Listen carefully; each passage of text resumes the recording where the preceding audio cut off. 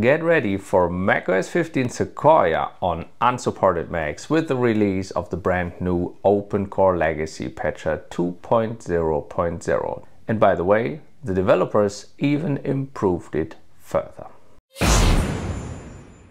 Welcome to Jazzy's Flying, and just 20 minutes ago the developers released the official version 2.0.0 of the OpenCore Legacy Patcher, which enables unsupported Macs to install the latest macOS 15 Sequoia when it will be released September 16th. And since my last video from last week, where I talk about the beta of the OpenCore Legacy Patcher and the beta of macOS Sequoia, they improved it even further. Because with the official release of version 2.0.0, also non-metal Macs are supported, which increase the number of unsupported Macs to more than 80 different models, starting around 2008 already. And that's the reason why this iMac 2011 here, which is non-metal, is just running macOS Sequoia, the latest official beta. And in this video, let's talk about my findings, if I can advise you to install Sequoia when it will be released with the latest legacy patcher. What are the hiccups that I found? And let's run across all the models that are now also supported as non-metal Macs. Let's go. When we check the release page of the developers, you can see the models that are supported by the OpenCore Legacy Patcher for macOS Sequoia, but a little bit below that, they also talk about the limitations with macOS Sequoia with these old unsupported Macs. At first, the MacBook Air 2018, that was the only model Apple officially dropped the support for with macOS Sequoia, also cannot install Sequoia with the OpenCore Legacy Patcher 2.0.0 yet. The developers were not able yet to implement all the missing drivers and to make it work. So if you own a MacBook Air 2018, you have to stay with macOS Sonoma for now. The other limitation that I already mentioned in my other video is that if you own a Mac Pro 3.1, the cheese grater from 2008, or an Xserve 2.1, that is the server version of that Mac Pro, also from 2008, you are limited to 4 CPU cores by now, because if you activate more cores, if you're booting dual CPU core, for instance, it will crash and will have a kernel panic. The other thing, and that is for all Macs that are non-metal capable installing macOS Sequoia, the Photos app is non-functional and will crash. The developers are trying to fix that issue, but if you have an old non-metal Mac, basically everything older than 2012, then the Photos app won't work. And I later in the video give you some findings, because I'm already installing macOS Sequoia Beta on all my Mac models, including the iMac 2011, which is non-metal. And I will give you some findings, if it's worth it, what are the real life problems with that Macs, and talking about system RAM like 4 GB or 8 GB and so on. Now let's go a little bit further in the release notes, and there the developers just listed the non-metal Mac models, but as these lists are really hard to read, I made a nice overview and slideshow, and let's go through the non-metal Macs that are supported by the OpenCore Legacy Patcher. All other metal Macs you can find in my other video about macOS Sequoia Beta. Let's start with the MacBook 51 or 52 from 2008. And as many of these very old Mac models, it was sold with different memory configurations. Some Mac Minis only had 1 GB of memory. The MacBook was sold with 2 or 4 GB of memory. And some models may be upgraded later by the user to maybe 6 or 8 or even more gigabytes. If you own a model with less than 4 GB of system memory, then you are limited to macOS 10.14 Mojave. Everything higher, like Catalina or Big Sur and newer, needs at least 4 GB of memory. And I did the test on my MacBook Air from 2013 with 4 GB of memory with macOS Sequoia Beta, and we'll talk about that a little later, if it's worth it installing Sonoma or even Sequoia on a Mac with only 4 GB of memory. So, but officially this MacBook is supported with OpenCore for macOS Sequoia if you have 4 GB of RAM. The same goes with the MacBook 2009 and 10. That was the MacBook 6.1 or 7.1. Then we have the MacBook Air, also from 2008. That's called MacBook Air 2.1. Same here. If you have less than 4 GB of RAM, you're stuck with macOS Mojave. MacBook Air 2010. That is MacBook Air 3.1 or 3.2, and MacBook Air 11, that's the MacBook Air 4.1 and 4.2, are all non-metal MacBooks, which can run macOS Sequoia with that OpenCore Legacy Patcher. MacBook Pro, also starting 2008, MacBook Pro 4.1 and MacBook Pro 5.1. Same with the 6.1 and 7.1 from 2010, and the MacBook Pro from 2011, that is the MacBook Pro 8.1 series. Mac Mini 3.1 from 2009, that was the last one with a CD/DVD drive, and that also came with 1 GB of memory, so you're stuck with macOS 10.6 Snow Leopard then. If you have 2 GB of memory, it's macOS 10.14 Mojave. And if you have 4 GB of RAM, you can try to install Sequoia. Same goes with the Mac Mini 4.1 from 2010 and Mac Mini 5.1 from 2011. All non-metal Mac Minis. iMacs starting around 2007, that is the oldest one, the iMac 7.1. And here also it depends on your memory configuration. The iMac 2008, iMac 8.1 or 9.1, the iMac 2009, the iMac 2010, and the iMac 2011, which is just sitting here on my desk, and we'll talk about this later in the video. In my last video, I already presented the Mac Pro 3.1 and the limitation, only 4 CPU cores, but now the requirement that it has to have an upgraded metal capable graphics card is gone, as non-metal graphic cards are supported with the OpenCore Legacy Patcher. So same goes with the Mac Pro 4.1 from 2009 and Mac Pro 5.1.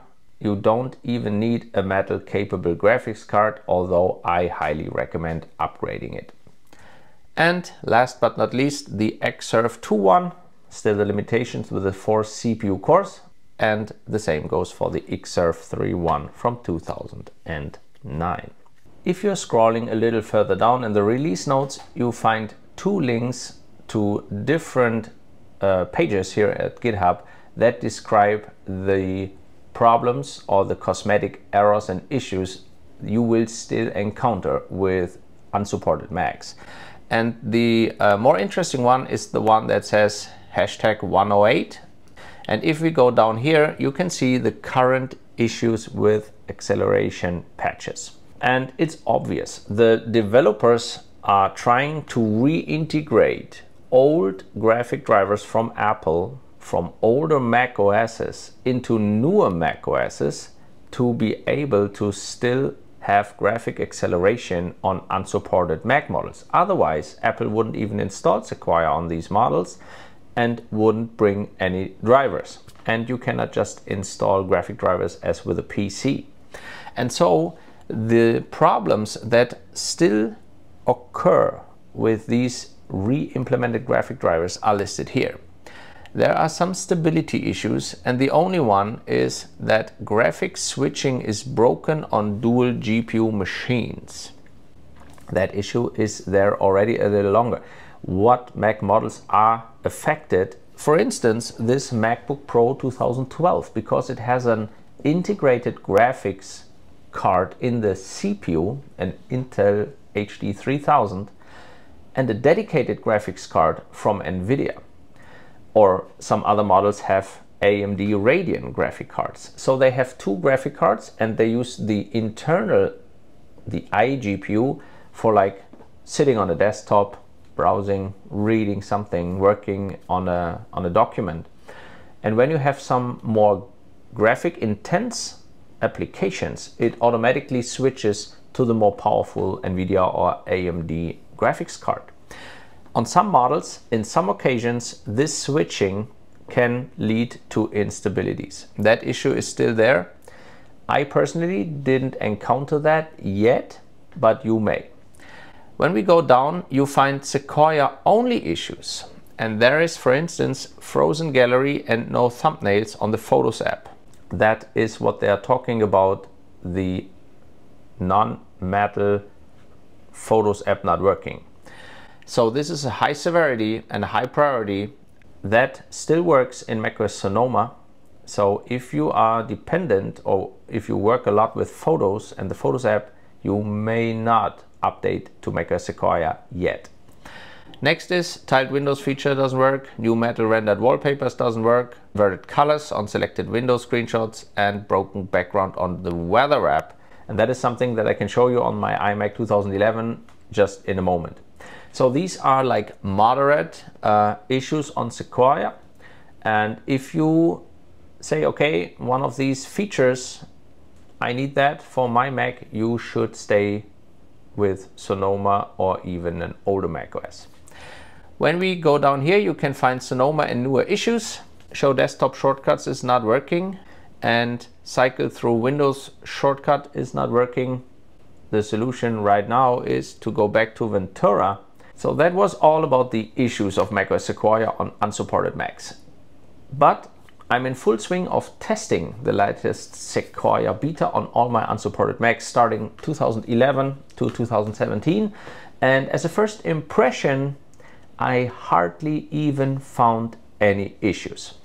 Obviously, please wait until you update to macOS Sequoia until I give you a thumbs up. And by the way, for this, I strongly recommend you subscribe my channel and click the bell for notifications so you don't miss any updates.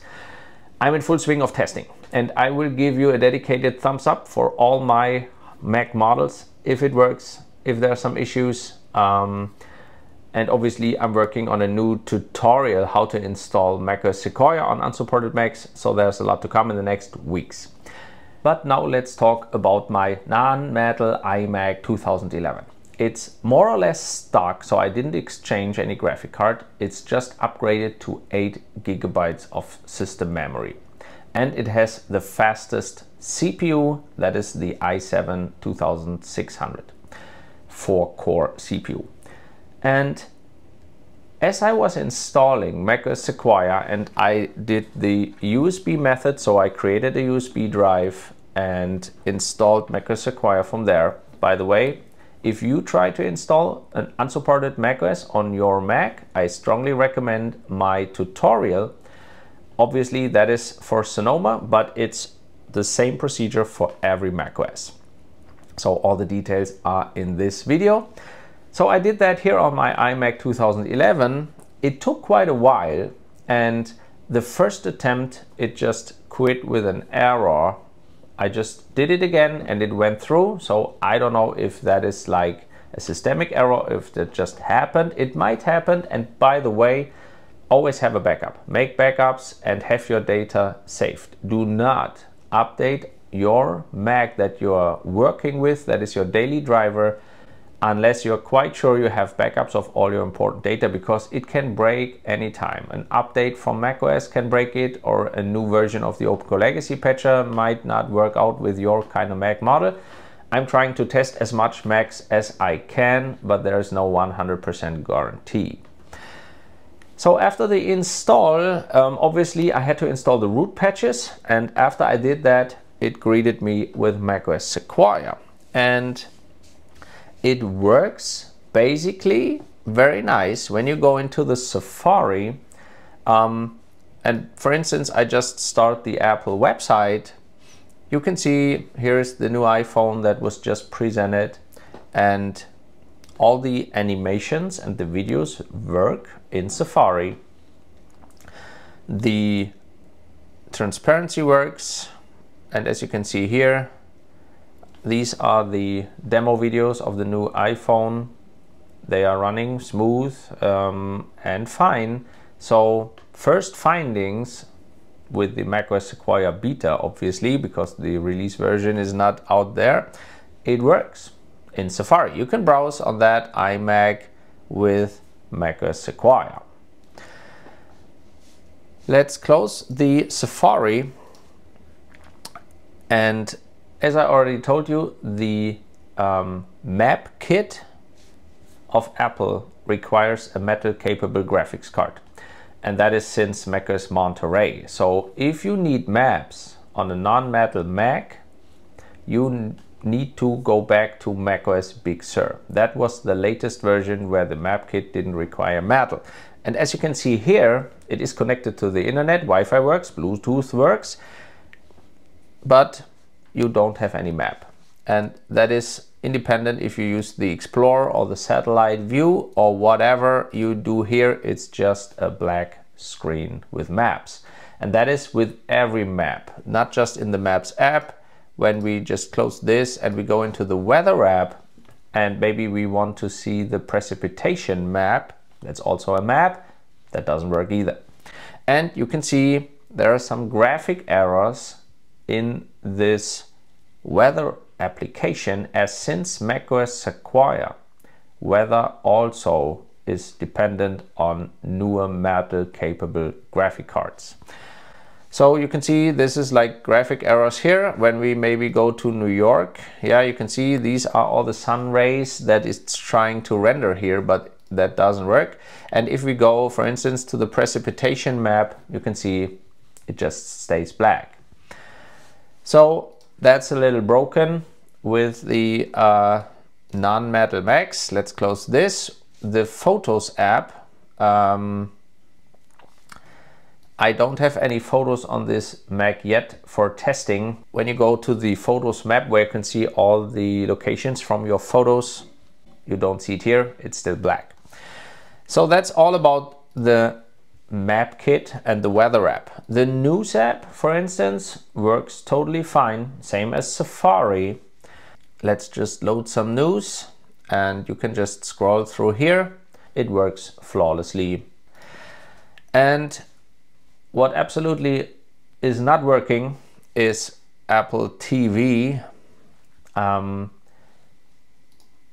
It says welcome, and as soon as it's trying to start a video, you can see the Mac freezes completely. So my mouse is not working anymore, the app is frozen, the whole Mac is frozen. So as soon as it starts trying to play video, the whole machine freezes and you have to shut it off. Keep the power button pressed 5 seconds to shut it off, because otherwise it won't wake up anymore. Is that worth installing macOS Sequoia? No, I don't think so.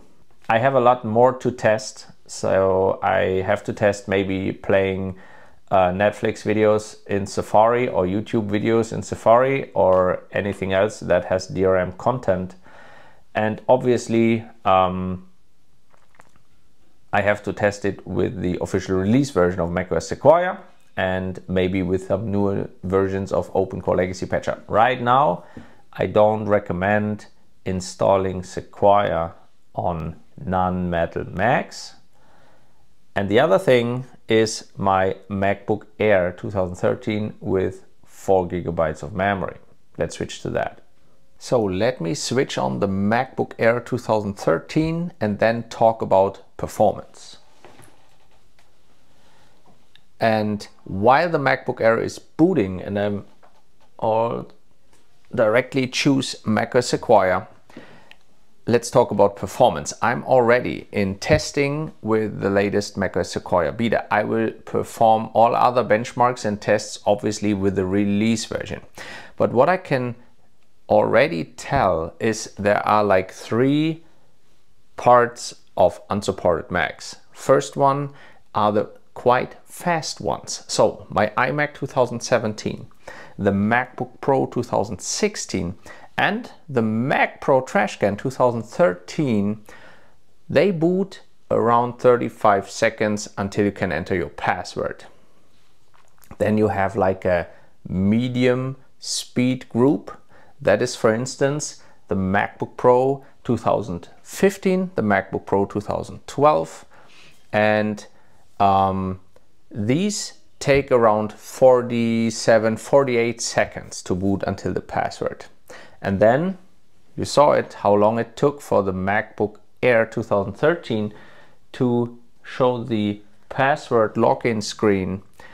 The MacBook Air 2013, and the same is with the iMac 2011, they take about 58 to 1 minute to boot. So here you can already see how fast those old Macs can handle macOS Sequoia. And what I can tell you is that even after it has booted, it has finished, I let it sit there for half an hour to have everything after the update done and ready, it is still kind of slow. Whenever you open apps or you switch to a different window, it all takes its time, and it's really like a kind of sluggish behavior. So do I recommend macOS Sequoia on unsupported Macs? Maybe. As I already said with macOS Sonoma, I don't recommend macOS Sonoma or Ventura or Sequoia, obviously, on Macs older than 2012.